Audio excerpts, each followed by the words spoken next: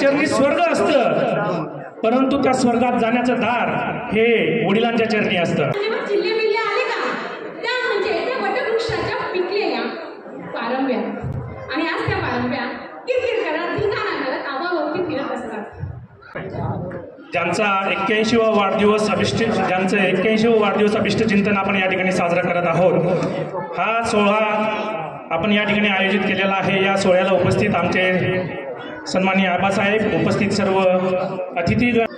आजचा दिवस तसा खूपच महत्त्वपूर्ण म्हटला पाहिजे. आजपासून 25 वर्ष मागे जा. 25 वर्षापूर्वी आपल्यातील ज्यांनी या सर्व कुटुंबाला पाहिलं असेल त्यांच्यापैकी कोणीही असा विचार केला नसेल की आबांचा अशा प्रकारे या ठिकाणी वाढदिवस साजरा केला जाईल. आपल्या सगळ्यांच्या जीवनात आई आणि वडील असतात, खूप महत्त्वाचे असतात, सगळ्यात आनंददायी असतात. प्रत्येकाची पहिली ओळख ही वडिलांपासूनच सुरू होते. आईच्या चरणी स्वर्ग असतं, परंतु त्या स्वर्गात जाण्याचं दार हे वडिलांच्या चरणी असतं. सर्वजण देवाला भेटायला मंदिरात जातात, पण मी सर्वांना सांगू इच्छितो की आपल्या घरातच बापरूपी देव आपल्याला या ठिकाणी दिसत असतो. रोजगारासाठी इकडे तिकडे भटकंती करणारं हे कुटुंब आज हजारो लोकांना रोजगार उपलब्ध करून देते. याच्यासारखी मोठी गोष्ट कोणतीही नाही. सुद्धा लाजाळूची संवेदना, त्याची पहाडाची छाती, त्याचे हृदय गुलाब, त्याच्या घामाच्या थेंबाना हिऱ्या मोत्याचा रुबाब, त्याच्या घामाच्या थेंबाना हिऱ्या मोत्याचा रुबाब. आणि त्यानंतर आम्ही तेव्हा त्यांच्या जीवनामध्ये पदार्पण केलं, आणि जेव्हा चिल्ले बिल्ले आले का त्या म्हणजे त्या वटवृक्षाच्या पिकलेल्या पारंब्या, आणि आज त्या पारंब्या किरकिर करत धिंगाणा घालत आबाभोवती फिरत असतात. किती छान. आबांनी पहिल्यापासून नेहमी कष्टावरती लक्ष दिलं, परिश्रम केलं. आबा तुम्ही होतात म्हणून अण्णांचा भगवान भाऊ उद्योजक भगवान भाऊ राजपूत झाला.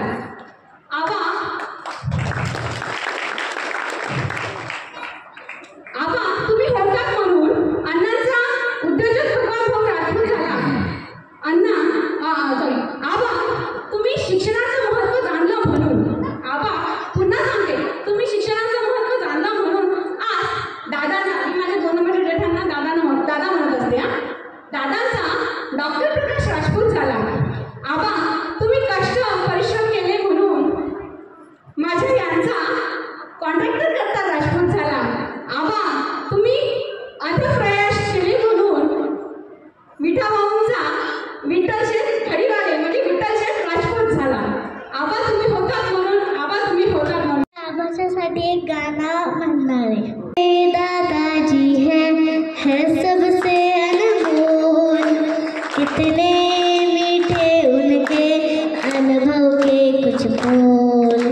प्यारे दादाजी है सबसे अनमोल, कितने मीठे उनके अनुभव के कुछ बोल. घर के वो रौनक है, क्या मैं करूँ गुणगान. सबकी चाहती है रिश्तों की शान. प्यारे दादाजी है सबसे अनमोल, कितने मीठे उनके अनुभव के कुछ बोल. ला ला ला ला ला ला ला ला. घर के बड़े कभी छोटों को डांट भी देते, दादाजी प्यार से उनको पास में लेते. घर के बड़े कभी छोटों को डांट भी देते, दादाजी प्यार से उनको पास में लेते. अपनाते सहलाते फिर बच्चे भी मुस्कुराते, बच्चों की तरह फिर वो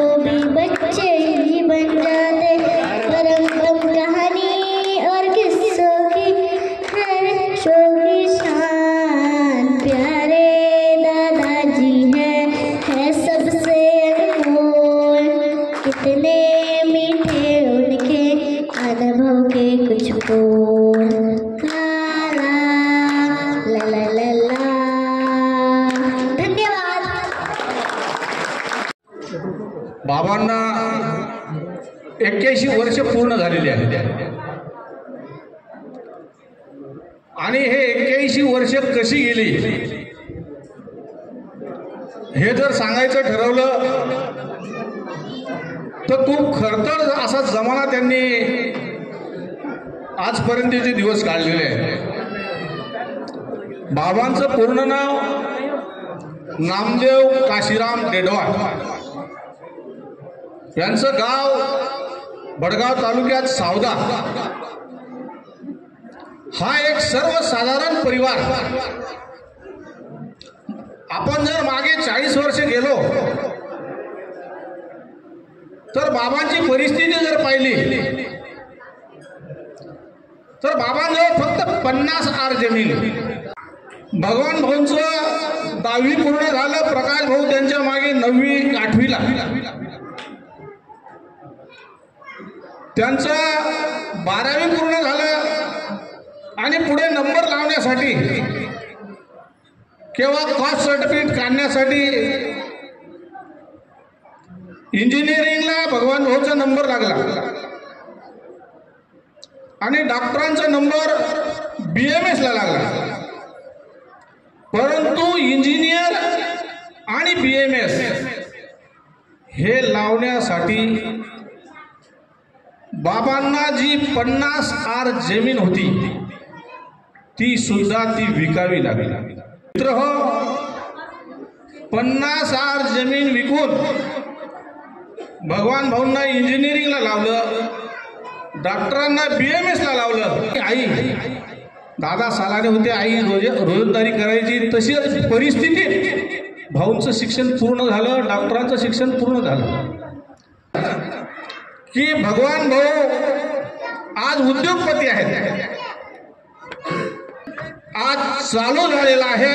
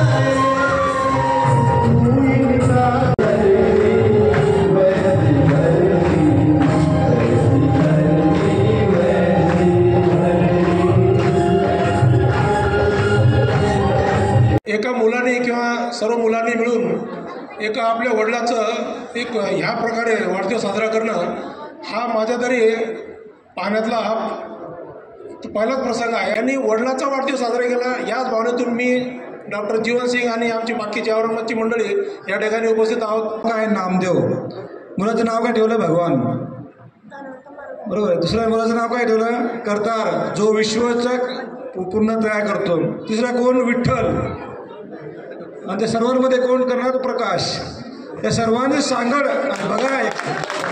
जमाना में दम नहीं, जमाना हमसे है, हम जमाने से नहीं, हम